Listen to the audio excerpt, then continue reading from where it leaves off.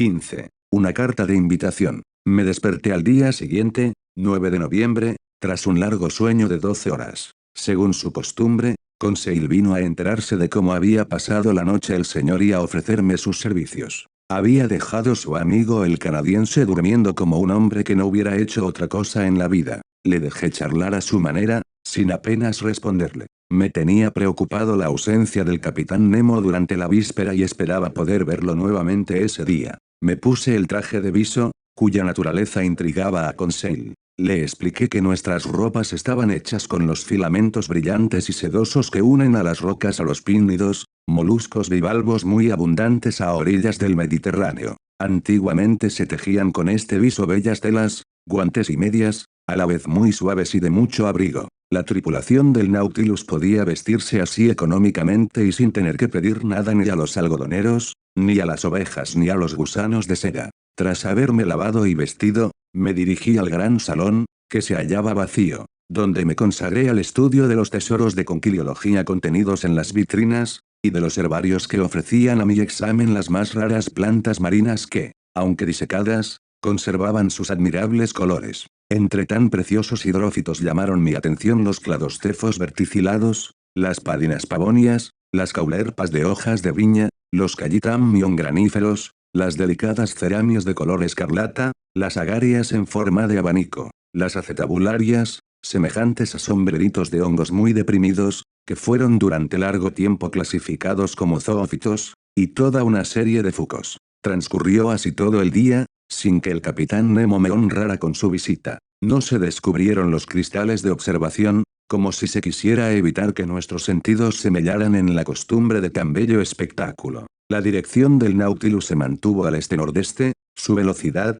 en 12 millas, y su profundidad, entre 50 y 60 metros. Al día siguiente, 10 de noviembre, se nos mantuvo en el mismo abandono, en la misma soledad. No vi a nadie de la tripulación. Ned y Conseil pasaron la mayor parte del día conmigo, desconcertados ante la inexplicable ausencia del capitán. ¿Se hallaría enfermo aquel hombre singular? ¿O tal vez se proponía modificar sus proyectos respecto a nosotros? Después de todo, como observó Conseil, gozábamos de una entera libertad y se nos tenía abundante y delicadamente alimentados. Nuestro huésped se había atenido hasta entonces a los términos de lo estipulado, y no podíamos quejarnos. Además, la singularidad de nuestro destino nos reservaba tan hermosas compensaciones que no teníamos derecho a reprocharle nada. Fue aquel mismo día cuando comencé a escribir el diario de estas aventuras. Esto es lo que me ha permitido narrarlas con una escrupulosa exactitud. Como detalle curioso, diré que escribí este diario en un papel fabricado con zostera marina. En la madrugada del 11 de noviembre, la expansión del aire fresco por el interior del Nautilus me reveló que habíamos emergido a la superficie del océano para renovar la provisión de oxígeno. Me dirigí a la escalerilla central y subí a la plataforma. Eran las 6 de la mañana. El cielo estaba cubierto y el mar gris, pero en calma, apenas mecido por el oleaje. Tenía la esperanza de encontrarme allí con el capitán Nemo, pero ¿vendría? Vi únicamente al timonel, encerrado en su jaula de vidrio. Sentado en el saliente que formaba el casco del bote, aspiré con delicia las emanaciones salinas. Poco a poco, la bruma iba disipándose bajo la acción de los rayos solares. El astro radiante se elevaba en el horizonte. El mar se inflamó bajo su mirada como un reguero de pólvora. Esparcidas por el cielo, las nubes se colorearon de tonos vivos llenos de matices, y numerosas lenguas de gato anunciaron viento para todo el día. ¿Pero qué podría importar el viento al Nautilus, insensible a las tempestades?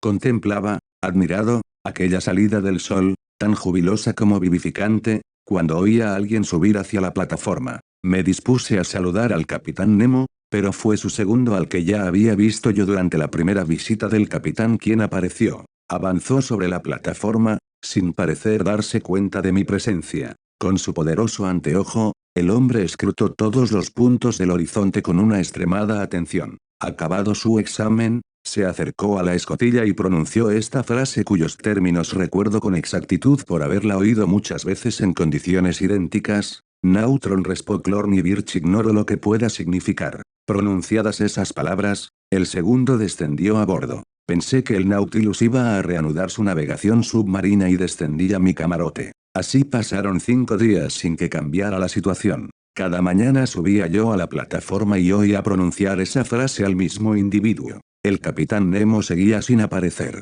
Ya me había hecho a la idea de no verle más cuando, el 16 de noviembre, al regresar a mi camarote con Ned y Conseil, hallé sobre la mesa una carta. La abrí con impaciencia. Escrita con una letra clara, un poco gótica, la carta decía lo siguiente: señor profesor Aronnax. A bordo del Nautilus, a 16 de noviembre de 1867. El capitán Nemo tiene el honor de invitar al profesor Aronnax a una partida de caza que tendrá lugar mañana por la mañana en sus bosques de la isla Crespo. Espera que nada impida al señor profesor participar en la expedición, a la que se invita también a sus compañeros. El comandante del Nautilus Capitán Nemo, una cacería, exclamó Ned y en sus bosques de la isla Crespo, añadió Conseil, así que va, pues, a tierra. Este hombre, dijo Ned Land, así parece indicarlo claramente la carta, dije, releyéndola. Pues bien, hay que aceptar la invitación, dijo el canadiense. Una vez en tierra firme, veremos qué podemos hacer. Por otra parte, no nos vendrá mal comer un poco de carne fresca. Sin pararme a pensar en la contradicción existente entre el horror manifiesto del capitán Nemo por los continentes y las islas, y su invitación a una cacería en un bosque, dije a mis compañeros, veamos ante todo dónde está y cómo es esa isla Crespo. Consulte el planisferio y a los 32º 40 de latitud norte y 167º 50 de longitud oeste hallé un islote que fue descubierto en 1801 por el capitán Crespo y al que los antiguos mapas españoles denominaban como Roca de la Plata. Nos hallábamos, pues, a unas 1800 millas de nuestro punto de partida. La dirección del Nautilus, ligeramente modificada, le llevaba hacia el sudeste. Mostré a mis compañeros aquella pequeña roca perdida en medio del Pacífico septentrional. Si el capitán Nemo va de vez en cuando a tierra, les dije, escoge para ello islas absolutamente desiertas. Ned Land movió la cabeza por toda respuesta, antes de salir con Conseil. Aquella noche, tras dar cuenta de la cena, que me fue servida por el steward mudo e impasible, me dormí sin alguna preocupación. Al despertarme al día siguiente, 17 de noviembre, sentí que el Nautilus se hallaba absolutamente inmóvil. Me vestí rápidamente y fui al gran salón. Allí estaba el capitán Nemo, esperándome. Se levantó, me saludó y me preguntó si estaba dispuesto a acompañarle. Como no hizo la menor alusión a su ausencia durante aquellos 8 días, yo me abstuve de todo comentario al respecto, limitándome a decirle simplemente que tanto yo como mis compañeros estábamos dispuestos a seguirle. Tan solo añadí: desearía hacerle una pregunta. Pregunte, señor Aronnax, que si puedo darle respuesta lo haré con mucho gusto. Pues bien, capitán, ¿cómo es posible que usted, que ha roto toda relación con la Tierra, posea bosques en la isla Crespo? Señor profesor, los bosques de mis posesiones no piden al sol ni su luz ni su calor, ni leones, ni tigres, ni panteras, ni ningún cuadrúpedo los frecuentan. Solo yo los conozco y solo para mí crece su vegetación. No son bosques terrestres, son bosques submarinos. Bosques submarinos, sí, señor profesor, y es a ellos a los que me invita a seguirle precisamente, a pie en efecto, para cazar, escopeta en mano, escopeta en mano. No pude entonces dejar de mirar al comandante del Nautilus de un modo poco halagüeño para su persona. Decididamente pensé, está mal de la cabeza. Ha debido sufrir durante estos 8 días un acceso que aún le dura. ¡Qué lástima! Preferiría habérmelas con un extravagante que con un loco. Debían leerse claramente en mi rostro tales pensamientos, pero el capitán Nemo se limitó a invitarme a seguirle, lo que hice como un hombre resignado a todo. Llegamos al comedor, donde hayamos servido ya el desayuno. Señor Aronnax, me dijo el capitán, le ruego que comparta conmigo sin ceremonia este almuerzo. Hablaremos mientras comemos. Le he prometido un paseo por el bosque, pero no puedo comprometerme a encontrar un restaurante por el camino. Así que coma usted, teniendo en cuenta que la próxima colación vendrá con algún retraso. Hice honor a la comida que tenía ante mí, compuesta de diversos pescados y de rodajas de olaturias, excelentes zoófitos, con una guarnición de algas muy aperitivas, tales como la porphyria laciniata y la laurentia prima fetida. Teníamos por bebida un agua muy límpida a la que, tomando ejemplo del capitán, añadí algunas gotas de un licor fermentado, extraído, a usanza kamchatkiana, de la alga conocida con el nombre de Rhodymenia palmeada. El capitán Nemo comió durante algún tiempo en silencio. Luego, dijo, señor profesor, al proponerle ir de caza a mis bosques de Crespo, ¿ha pensado usted hallarme en contradicción conmigo mismo? Al informarle de que se trata de bosques submarinos, me ha creído usted loco. Señor profesor, nunca hay que juzgar a los hombres a la ligera pero, capitán, le ruego, escúcheme, y verá entonces si puede acusarme de locura o de contradicción. Le escucho, señor profesor. Sabe usted tan bien como yo que el hombre puede vivir bajo el agua a condición de llevar consigo su provisión de aire respirable. En los trabajos submarinos, el obrero, revestido de un traje impermeable y con la cabeza encerrada en una cápsula de metal, recibe el aire del exterior por medio de bombas impelentes y de reguladores de salida. Es el sistema de las escafandras, le dije. En efecto, pero en esas condiciones el hombre no es libre. Está unido a la bomba que le envía el aire por un tubo de goma, verdadera cadena que le amarra a tierra. Si nosotros debiéramos estar así ligados al Nautilus, no podríamos ir muy lejos. ¿Y cuál es el medio de estar libre? El que nos ofrece el aparato Rouquayrol de Nairouse, inventado por dos compatriotas suyos, y que yo he perfeccionado para mi uso particular. Este sistema le permitirá arriesgarse en estas nuevas condiciones fisiológicas sin que sus órganos sufran. Se compone de un depósito de chapa gruesa,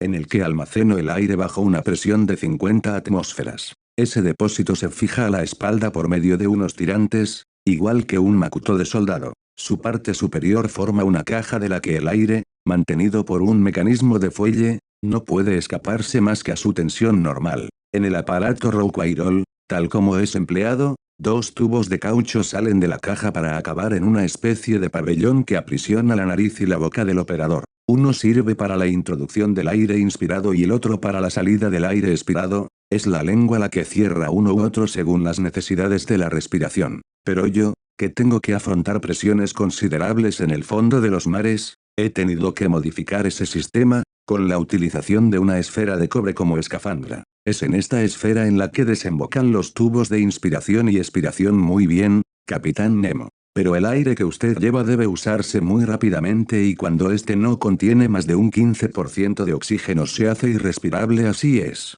Pero ya le he dicho que las bombas del Nautilus me permiten almacenarlo bajo una presión considerable. Y en esas condiciones el depósito del aparato puede proveer aire respirable durante 9 o 10 horas. Ninguna objeción ya por mi parte, respondí. Únicamente, quisiera saber, capitán, ¿cómo puede usted iluminar su camino por el fondo del océano con el aparato Runcorf, señor Aronnax? Si el otro se lleva a la espalda, este se fija a la cintura. Se compone de una pila Bunsen que yo pongo en actividad no con bicromato de potasa, sino con sodio. Una bobina de inducción recoge la electricidad producida y la dirige hacia una linterna de una disposición particular. En esta linterna hay una serpentina de vidrio que contiene solamente un residuo de gas carbónico. Cuando el aparato funciona, el gas se hace luminoso, dando una luz blanquecina y continua. Así equipado, respiro y veo. Capitán Nemo, da usted tan abrumadoras respuestas a todas mis objeciones que no me atrevo ya a dudar. Sin embargo, aunque obligado a admitir los aparatos Rouquayrol y Runcorf, me quedan algunas reservas acerca del fusil con el que va a armarme. Por supuesto, no se trata de un fusil de pólvora, respondió el capitán, de aire, claro es. ¿Cómo quiere que fabrique pólvora a bordo, sin tener aquí ni salitre, ni azufre ni carbón? Por otra parte, dije, para tirar bajo el agua, en un medio que es 855 veces más denso que el aire. Habría que vencer una resistencia considerable. Eso no sería un obstáculo mayor. Hay ciertos cañones, perfeccionados después de Fulton por los ingleses Philip Coles y Berley, por el francés Fourquy y por el italiano Landi, que están provistos de un sistema particular de cierre y que pueden tirar en esas condiciones. Pero, se lo repito, como carezco de pólvora, la he reemplazado por aire comprimido que me procuran en abundancia las bombas del Nautilus, pero ese aire debe gastarse rápidamente. Mi depósito Rouquayrol puede proveerme de aire si es necesario. Basta para ello un grifo ad hoc. Además, señor Aronnax, podrá usted comprobar por sí mismo que en estas cacerías submarinas no se hace un consumo excesivo de aire ni de balas. Pese a todo, me parece que en esa semioscuridad, y en medio de un líquido muy denso en relación con la atmósfera, los tiros no pueden ir muy lejos y deben ser difícilmente mortales. Al contrario, con este tipo de fusil todos los tiros son mortales, y todo animal tocado, por ligeramente que sea, cae fulminado. ¿Por qué? Porque no son balas ordinarias las que tira el fusil, sino pequeñas cápsulas de vidrio, inventadas por el químico austríaco Leniebrock, de las que tengo un considerable aprovisionamiento. Estas cápsulas de vidrio, recubiertas por una armadura de acero, y hechas más pesadas por un casquillo de plomo, son verdaderas botellitas de Leyde, en las que la electricidad está forzada a muy alta tensión. Se descargan al más ligero choque, y por poderoso que sea el animal que las reciba, cae fulminado. Añadiré que estas cápsulas tienen un grosor del 4 y que la carga de un fusil ordinario podría contener una decena. No discuto más, respondí, levantándome, y estoy dispuesto a tomar mi fusil. Además, a donde vaya usted, iré yo. El capitán Nemo me condujo hacia la parte posterior del Nautilus y, al pasar ante el camarote de Ned y Conseil, les llamé para que nos siguieran. Llegamos a una cabina, situada cerca de la sala de máquinas, en la que debíamos ponernos nuestros trajes de paseo.